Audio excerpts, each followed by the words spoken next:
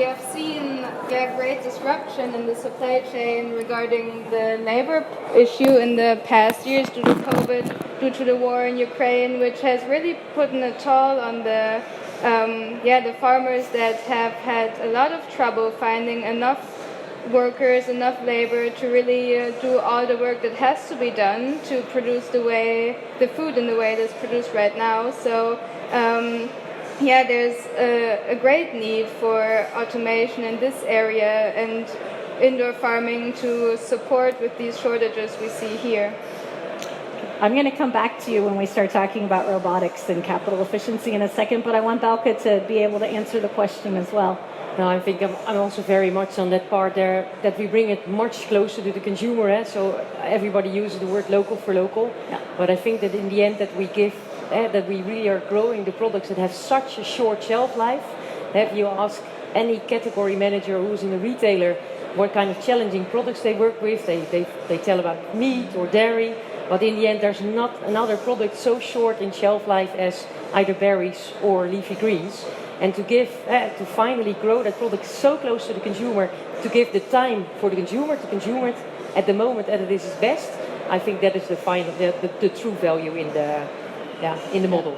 I couldn't agree more, and I think that when you think about labor, like Hanna mentioned, there is an opportunity to really think about automation and robotics and being able to help with that labor issue. I think Skipple and restaurants and things like that, they have labor issues, right? You can't get enough people to work. So how are we going to be able to find enough people that are going to work in the fields and work in the greenhouses? And so I think that Hanna's company is a pioneer in the area. But my question is, though, vertical farming and robotics is so new, it's very expensive. So how do we think about capital efficiency, and how do we think about making it affordable to really drive unit economics down and also make it capital efficient? Yes, so I think a great issue in vertical farming still are the high costs, and automation and robotics can really have an impact here by reducing especially the labor costs, and through this the operating costs, they're getting a faster return on invest for the investors. And this also helps with getting a more attractive margin. So we really see an impact we can make here by adding more automation to vertical farming. There's already a lot we see there. It's high technology that we find in vertical farms. And what we do is just to add on top the automation of, for example, the harvest, that just reduces the labor need even further, and through this reduces the costs and especially the operating costs that then make it profitable to also grow other crops in vertical farms. So not only leafy greens, but for example, strawberries. So, Padraic, you were making eye contact with me. Do you have a comment about that as well? What are your thoughts? I was just, well, the previous session we spoke about policy. Yeah. And I think this leads into this, because if we only look at the financial balance sheet when we think about investments in new ways of producing food, it's very hard to innovate and to develop these kind of technologies because they have really high costs associated with R&D and all of that. But if you look at the true cost of not doing it, and we try to factor that in, I think there needs to also be a recognition in wider society, and governments need to get involved and support these kind of efforts.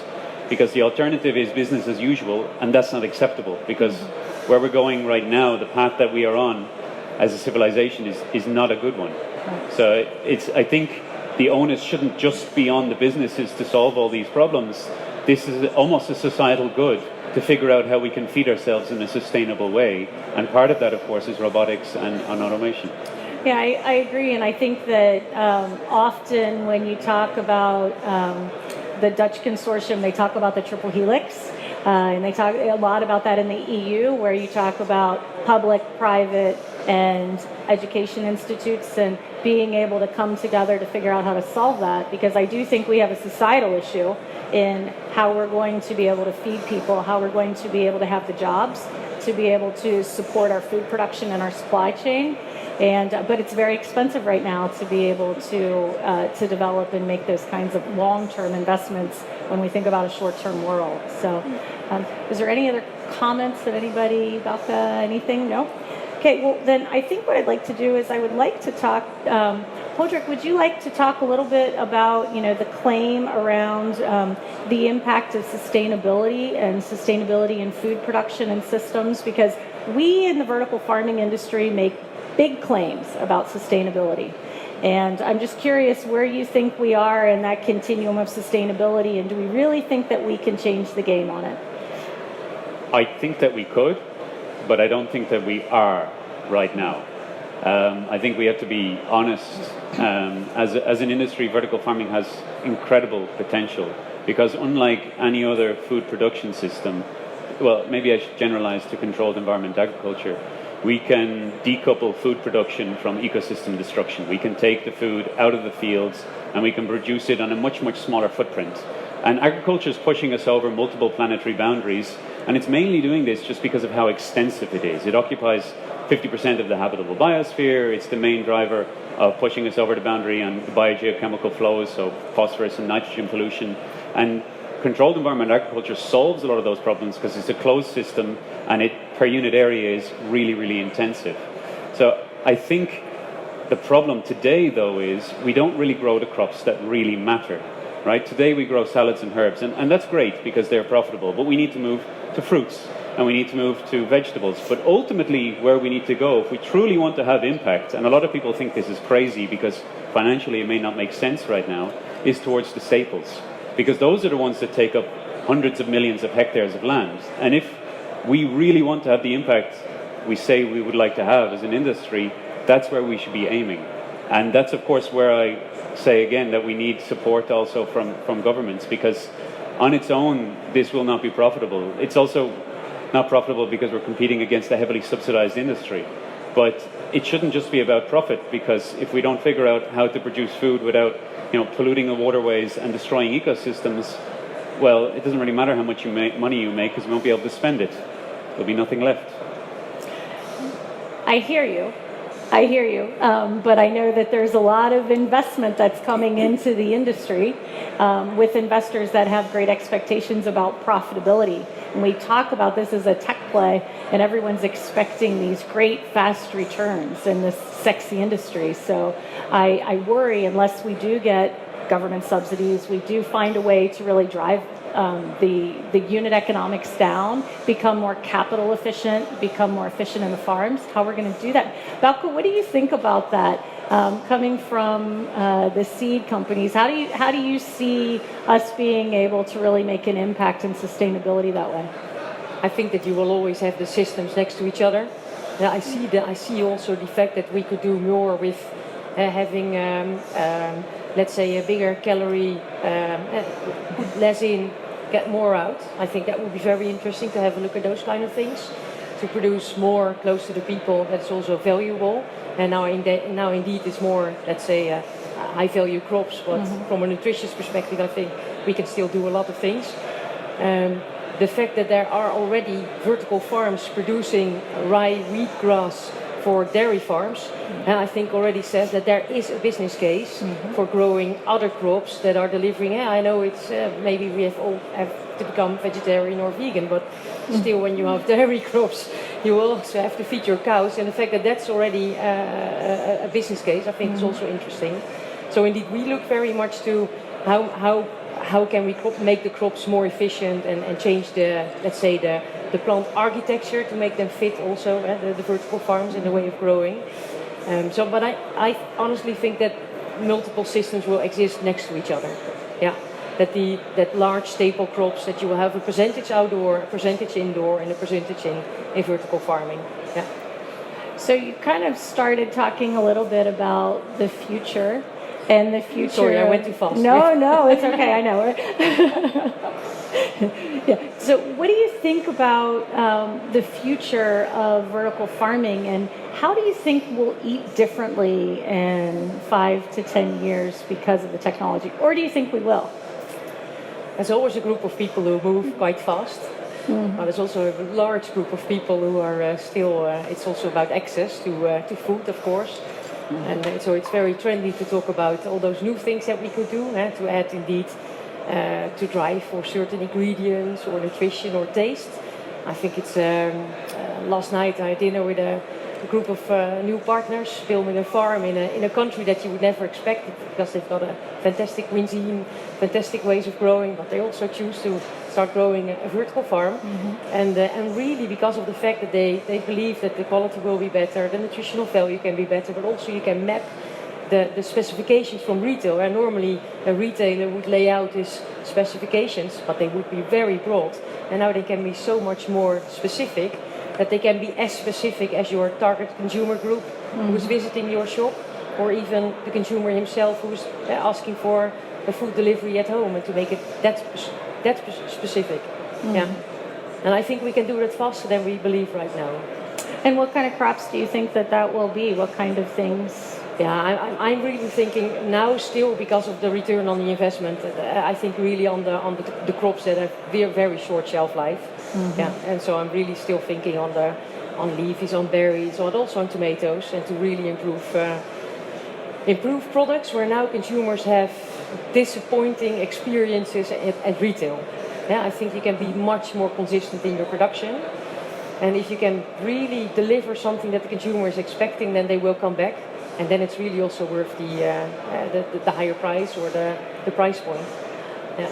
Yeah. So one of the things that I continue to think about with vertical farming, and I don't want to say it's a frustration. I think I'm always dissatisfied with the progress we're making.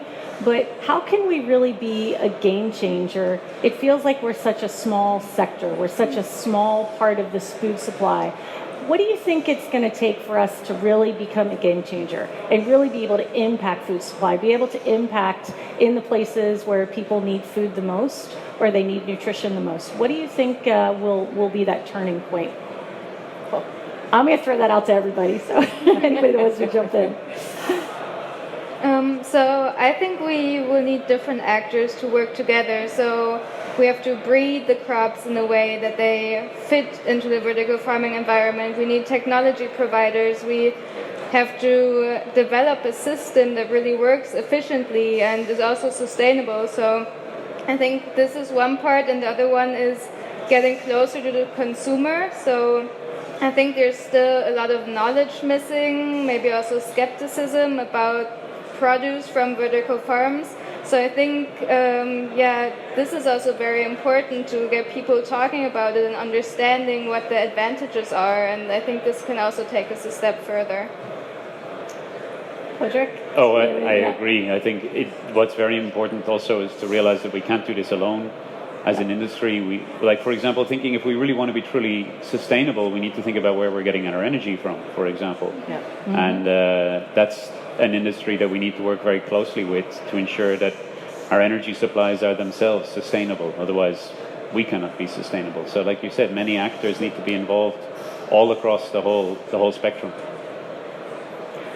So, if I were to ask you I'm from the U.S., baseball, what inning are we in? When you think about vertical farming and you think about really changing food supply and making an impact, what inning do you think we're at? Where do you guys think that we are in the scheme of things, and how long is it going to take for us really to be able to make an impact? You have to tell us what order the innings go in. I have no idea. Okay, it starts with 1 and goes to 9. Okay, right. Okay, on a scale of 1 to 9, right? Yeah, where on are a scale we? of 1 to 9. Okay. But there's also you have to get dressed to play, and you have to Okay. I don't know. I guess we're at probably 2 or 3. I don't know.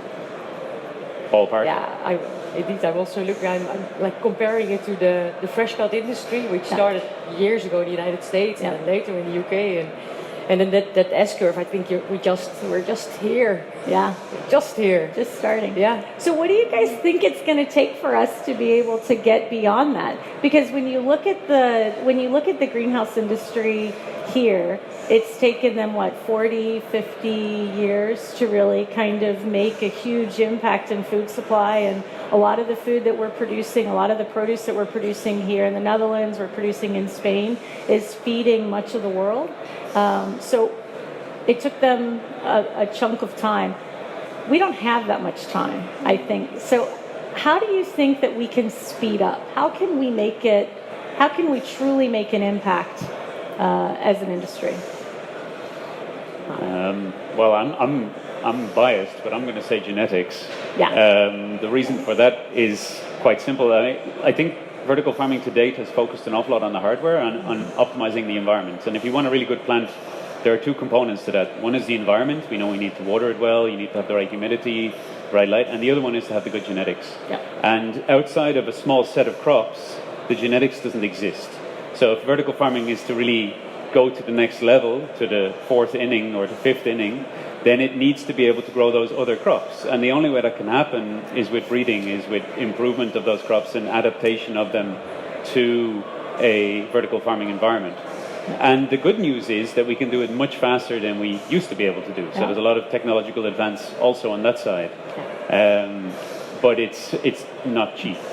So I happen to have a seed company that does a lot of genetics and breeding and research sitting next to me.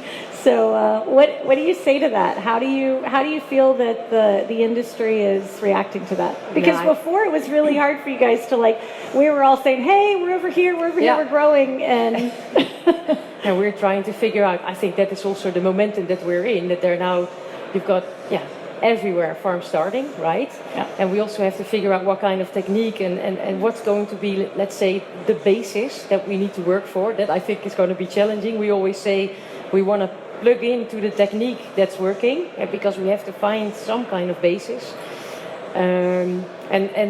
From there forward, everything is possible indeed, because we can speed up things.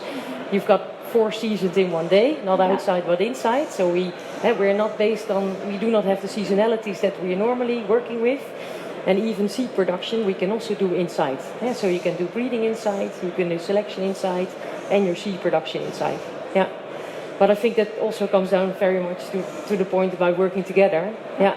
You do need to open up for each other. Yeah. Yeah. And to really work together and to know the small things that are driving and making your life difficult, to know what we should be working on. Yeah, and especially also in robots. Yeah.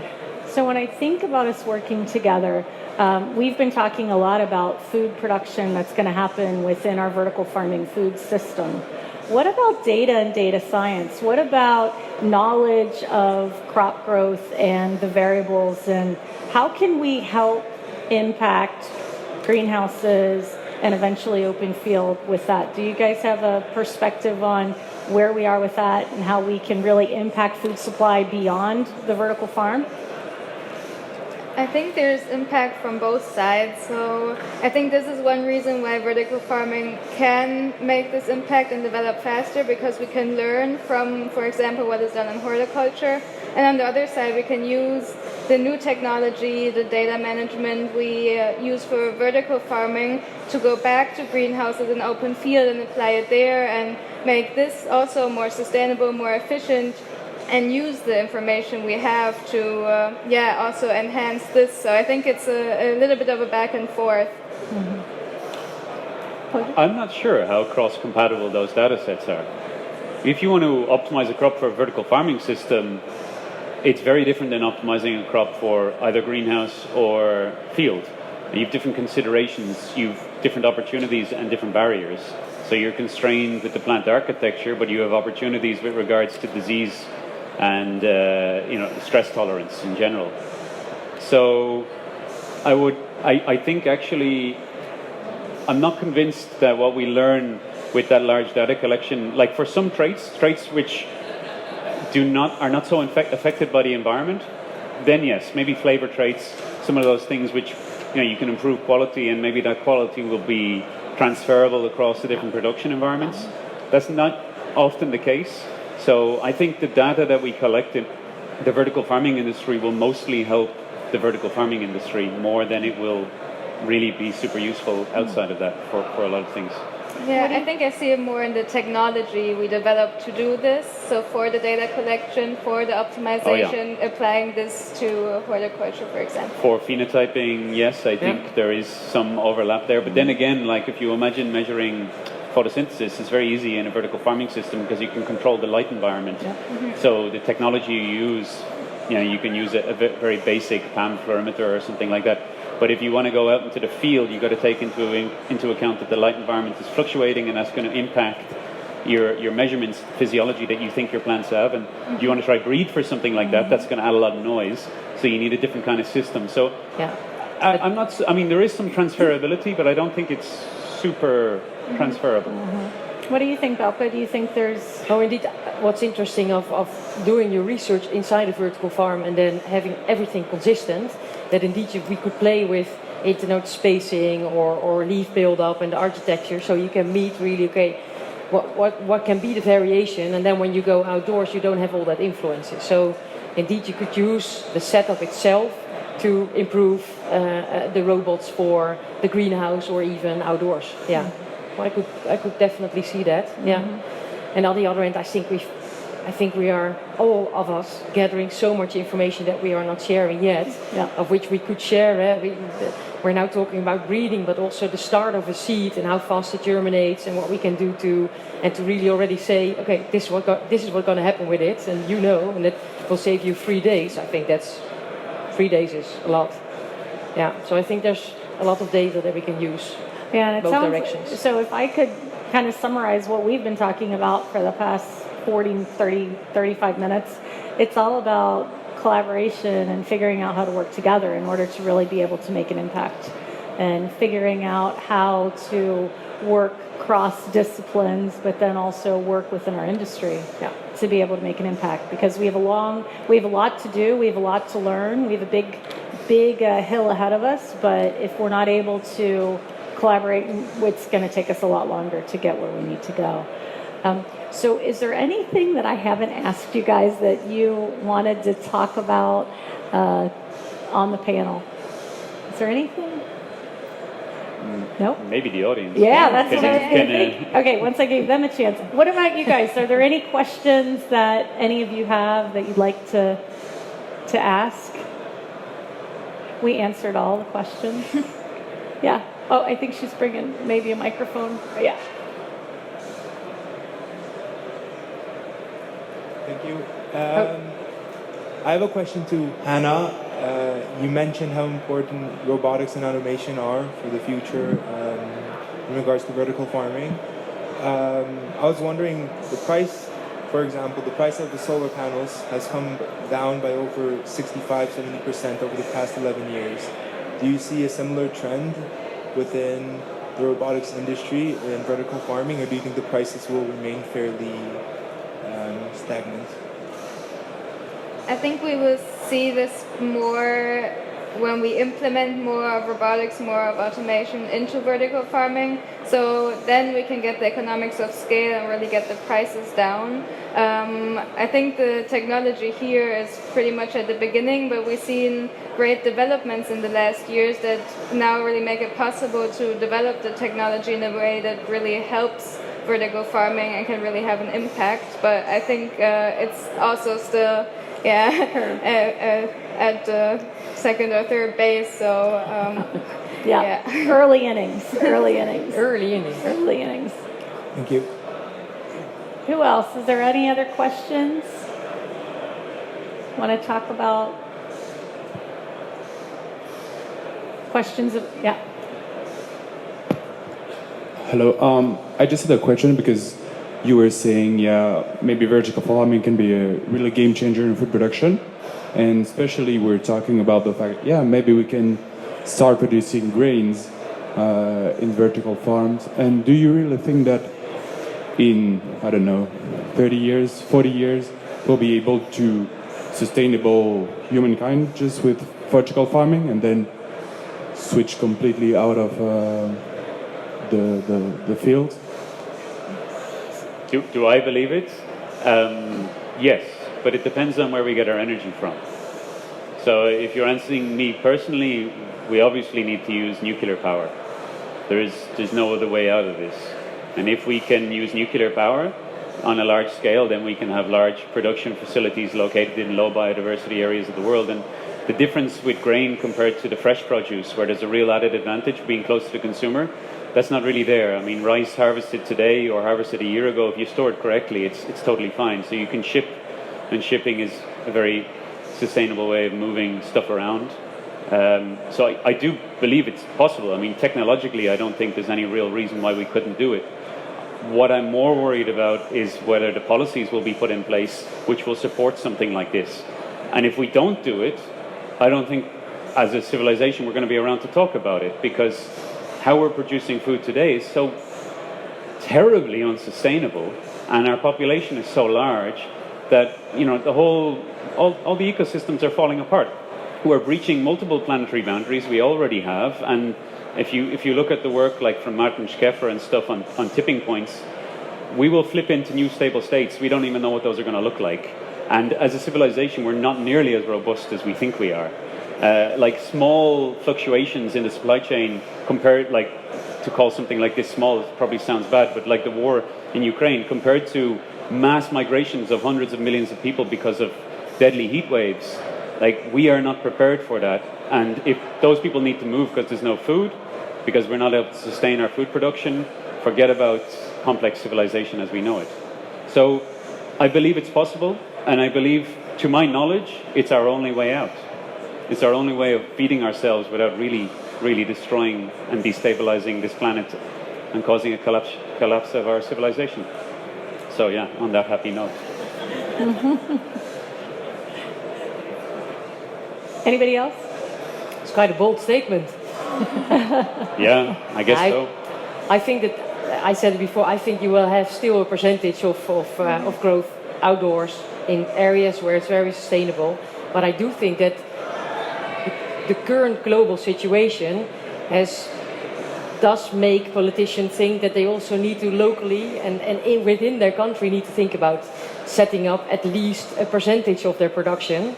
And I think if they think smartly about when they produce it and where in their vertical farm and they can store it, I think I agree that there will be a percentage indoors. So I should qualify. I didn't mean 100% of all food needs to be produced in vertical farms. That's not what I meant. But I do think the majority of our calories need to come from systems like this.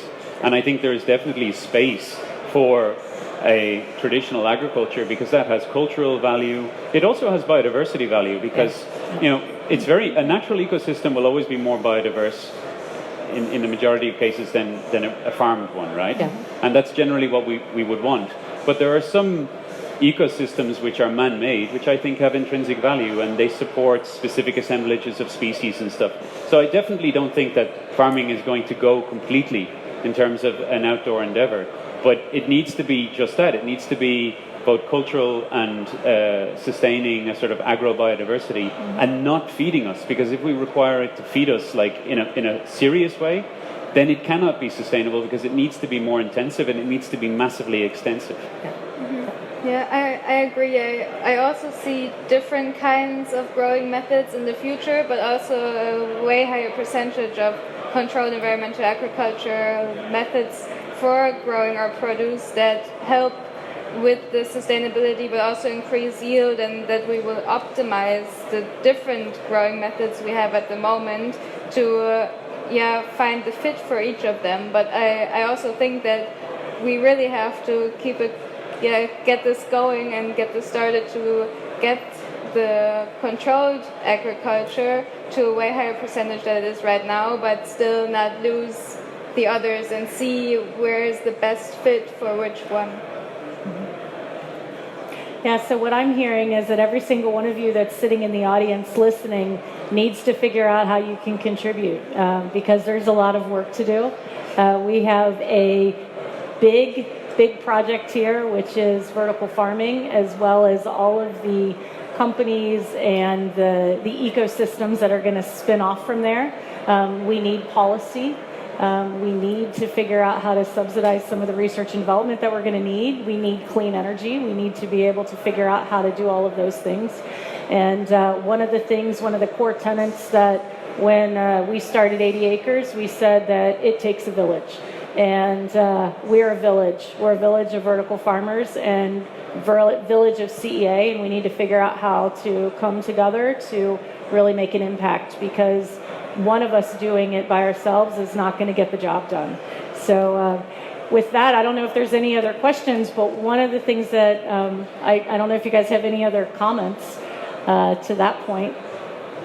But I would love to thank FarmtechSociety for putting together all of these panels, having this amazing panel. You guys, thank you for giving me the opportunity to talk to these people. Hopefully it's food for thought, and everyone has had the opportunity to kind of think a little bit about where they fit into the impact, where they fit into our food system, and how we can all make a difference together. So thank you guys very much. Thank you.